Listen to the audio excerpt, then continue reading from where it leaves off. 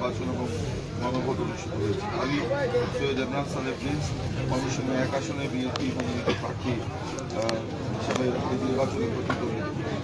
নির্বাচনে জনগণের এবং ভোটারদের ব্যাপক সমর্থন এবং সহযোগিতা থাকা সত্ত্বেও নির্বাচনের যে ফলাফল তাতে আমার কাছে একটা প্রতীয়মান হয়েছে যে ইলেকশন ইঞ্জিনিয়ারিং এবং একটা সূক্ষ্ম কারচুপির মাধ্যমে এবং এই ফলাফলটি ঘুরিয়ে দেওয়া হয়েছে। আমি এই ফলাফল প্রত্যাখ্যান করছি এবং এই সংবাদ সম্মেলনে আমার অভিযোগগুলো আমি তুলে ধরছি। প্রথমে আমরা যেটা লক্ষ্য করেছি যে ফলাফল শিটে অসামঞ্জস্যতা রয়েছে। এটা ফর্ম নম্বর 16। বৈধ ধানের শীষের ভোটগুলো বাতিল করা হয়েছে। প্রিজাইডিং অফিসার সিল ছাড়াই কিছু কিছু কেন্দ্রে আপনারা ফলাফল শিট প্রদান করা হয়েছে। তারপরে অনেক জায়গায় দেখা গেছে যে ভোটের ফলাফলে অমিল এবং গরমিল রয়েছে। ভোটের আগের রাতে অর্থাৎ আগের 2 রাতে ব্যাপকভাবে সেখানে আপনার টাকা ছড়াছড়ি করা হয়েছে। টাকা, শ্যাম্পু, সাবান, তারপরে আপনার সেমাই, চিনি, বিভিন্ন দ্রব্য গ্রামে গ্রামে দিয়ে টাকা ছড়ানো হয়েছে। বিভিন্ন জায়গায় সাধারণ জনগণ এই যারা অবৈধ কালো টাকা গ্রামে গ্রামে ছড়িয়ে ভোট কিনতে চেয়েছে তাদেরকে আটকও করেছে। আমরা প্রশাসনকে জানিয়েছি, প্রশাসন সেখানে কয়েকটি জায়গায় গিয়েছিল যে তাদেরকে ছেড়ে দিয়েছে রহস্যজনক কারণে। উল্টো আরও যারা আটক করেছে তাদেরকে ভর্ৎসনা করেছে কেন তাদেরকে আটক করা হলো, কেন তাদেরকে আটকানো হলো।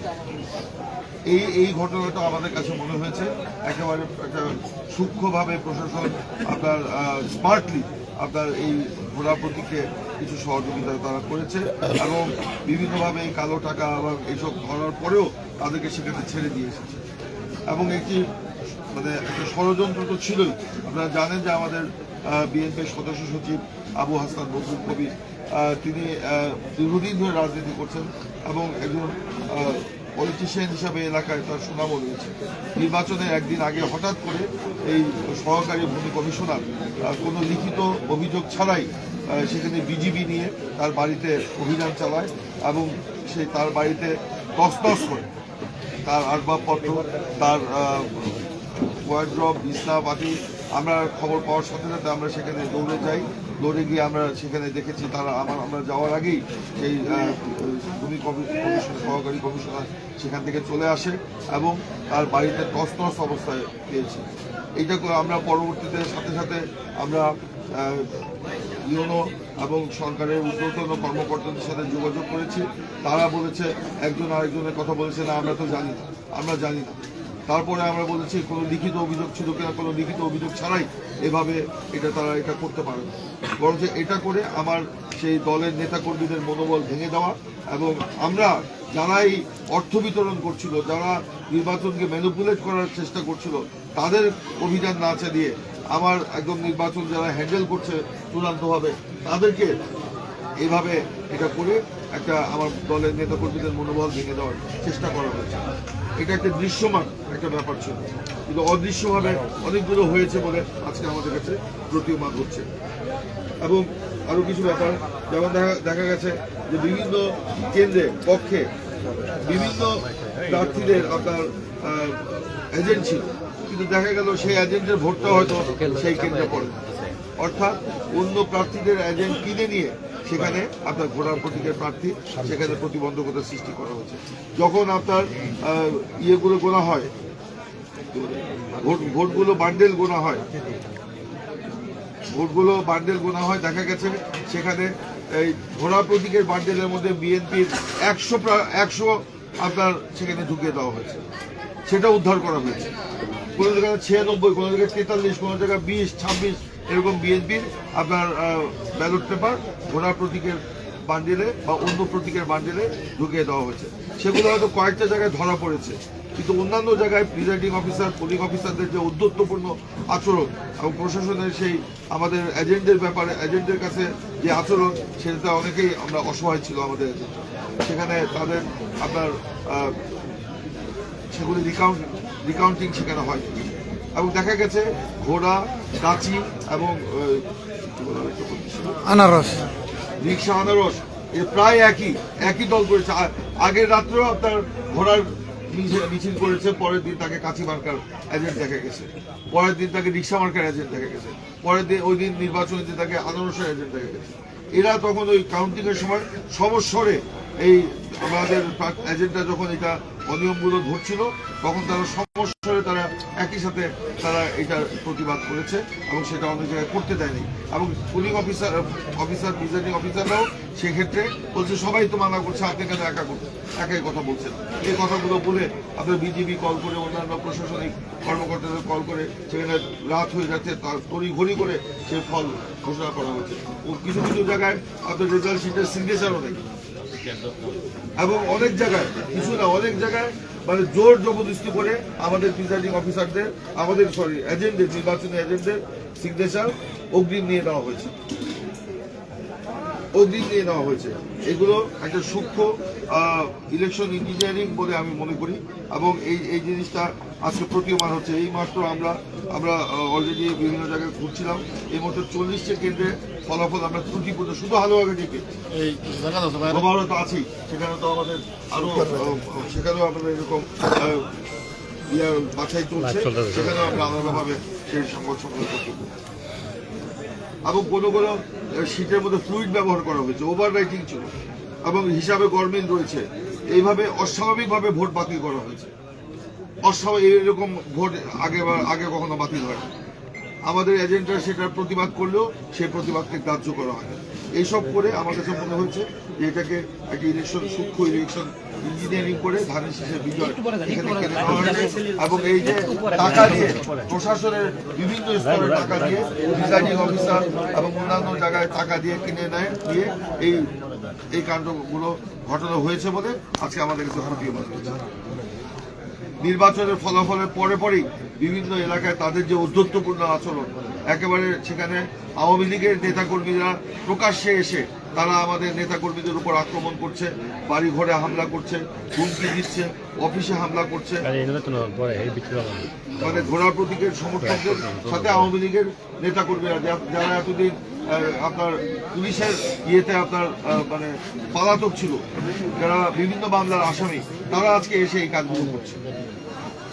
গতকালকে দেখেছেন আপনারা স্বদেশীতে এরকম একটি ঘটনা ঘটে গেছে যে সেখানে একটা ছেলের বাবা এবং তার ভাই যেহেতু ধানের শীষের নির্বাচন করত, তাদেরকে কয়েকদিন আগে বলা হয়েছিল ধানের শীষের নির্বাচন করার ঘোড়া প্রতীকে নির্বাচন করার জন্য। তারা বলেছে যেহেতু ধানের শীষের প্রতীকে তারা নির্বাচন করছে, তাদের পক্ষে ঘোড়া প্রতীকে নির্বাচন করা সম্ভব না। তখন তারা বলেছিল দেখে নিব নির্বাচনের পরে।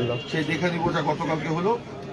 ওনাদেরকে বাড়িতে না পেয়ে একটা 10 বছরের ছেলে তাকে সুপারি চুরির অভিযোগে তাকে আপনার পিটিয়ে হত্যা করেছে। অথচ এই সুপারি বিষয় যেটা ছিল এটা আরো 2 মাস আগের ঘটনা, আরো অনেকদিন আগে এটা সুরাহা হয়ে গেছে এবং সেটা তাদের কাছ থেকে ক্ষতিপূরণে নিয়ে দিচ্ছে।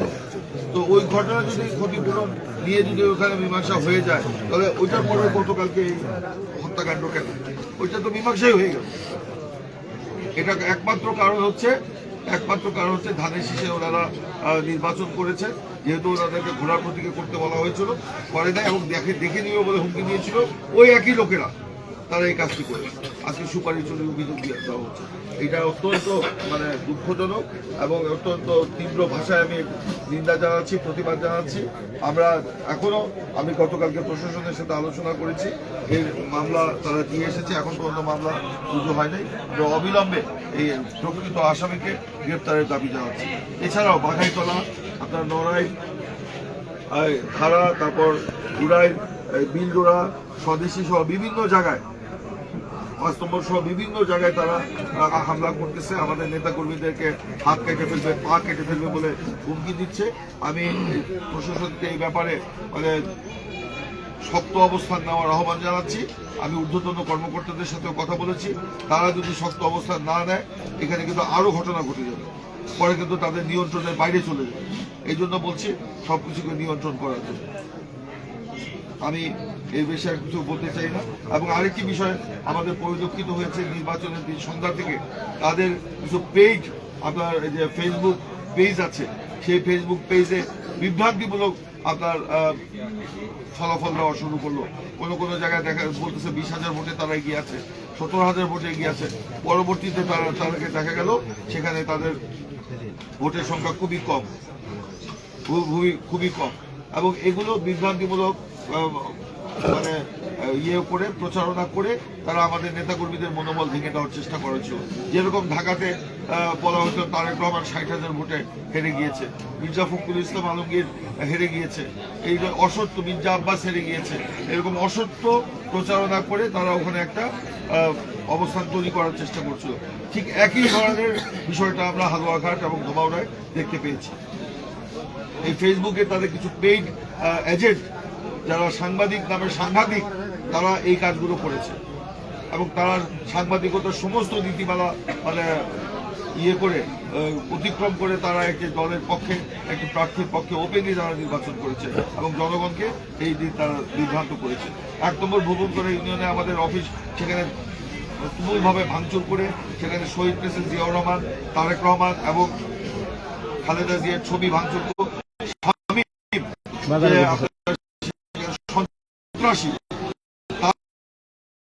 নেতৃত্বে রামদা, তারপরে হকি স্টিক, বিভিন্ন নেতাকর্মীদেরকে দিচ্ছে, যাকে পাচ্ছে তাকে আক্রমণ করছে। পুলিশকে জানানো সত্ত্বেও এই পর্যন্ত আমরা কাউকে গ্রেফতার দেখতে পাইনি, অথচ তারা প্রকাশ্য ঘুরে বেড়াচ্ছে। আমি একটা দ্ব্যর্থহীন ভাষায় বলতে চাই যে এখন একটা ট্রানজেকশন পিরিয়ড চলছে। এই ট্রানজেকশন পিরিয়ডে আপনারা প্রশাসনের আমরা শক্ত অবস্থান আহ্বান করছি। আমরা দেখছেন যে তারেক রহমানের নেতৃত্বে বিএনপি ক্ষমতা দ্বার প্রান্তে, সেই বিএনপির নেতা কর্মীদেরকে যদি আজকে এখানে এইভাবে আক্রান্ত হতে হয়, এর থেকে দুর্ভাগ্যজনক আর কিছু হতে পারে না। এখানে যেমন ওই ধোবাউড়ে ধরে এমন ভাবে বাতিল ভোট করা হয়েছে, 49টি কেন্দ্রে প্রায় 2,500 ভোটকে আপনার বাতিল করা হয়েছে। এরকম কিন্তু অতীতে কখনো দেখা যায়নি, অস্বাভাবিক। এবং অধিকাংশ হচ্ছে ধানের শীষের ভোট এগুলো। এই জন্য আমরা নির্বাচন কমিশনে আমি গতকালকে আমি চিঠি দিয়েছি, যেখানে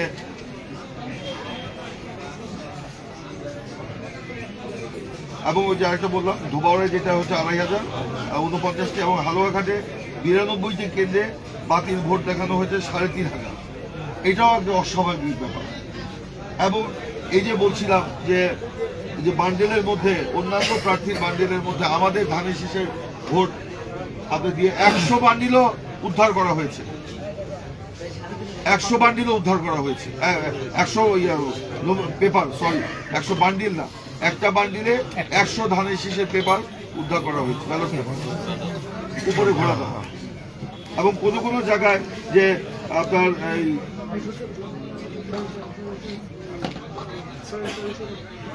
কোনো জায়গায় আপনার ঘোড়ার ক্ষেত্রে 90কে 100, ধানের শীষের ক্ষেত্রে 110কে 100 করা হয়েছে। যখন 2-1টা বলা হয়েছে এখান থেকে এরকম বের হয়েছে।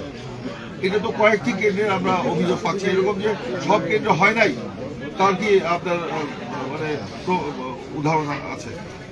আপনার বিভিন্ন জায়গায় সিসি ক্যামেরার সামনে আপনার গণনা করার কথা, বিভিন্ন জায়গায় সিসি ক্যামেরার আওতার বাইরে গিয়ে আপনার ভোট গণনা করেছে। একটি কেন্দ্রে তো অভিযোগ পেলাম সিসি ক্যামেরা যেখানে আছে সেখানে আপনার ভোটই গণনা করা হয়নি, আরেকটি পক্ষে গিয়ে ভোট গণনা করা হয়েছে। এগুলো অত্যন্ত মানে গঠিত কাজ এবং আমরা তীব্র প্রতিবাদ এবং নিন্দা জানাচ্ছি।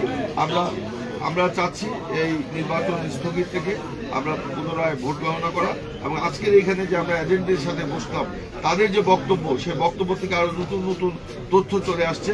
সেখানে আমরা কয়েকটি কেন্দ্রে আমরা পুনরায় ভোট গ্রহণের আহ্বান জানাবো, আমরা কয়েকটি কেন্দ্রে আহ্বান জানাবো এবং অন্যান্য কেন্দ্রে ভোট পুনর্গণনার আহ্বান জানাবো, ভোট প্রদানের আহ্বান জানাবো। ওইসব কেন্দ্রে ভোট বাতিল করে নতুন করে ভোট গ্রহণ এবং অন্যান্য কেন্দ্রে ভোট পুনর্গণনার আহ্বান জানাবো।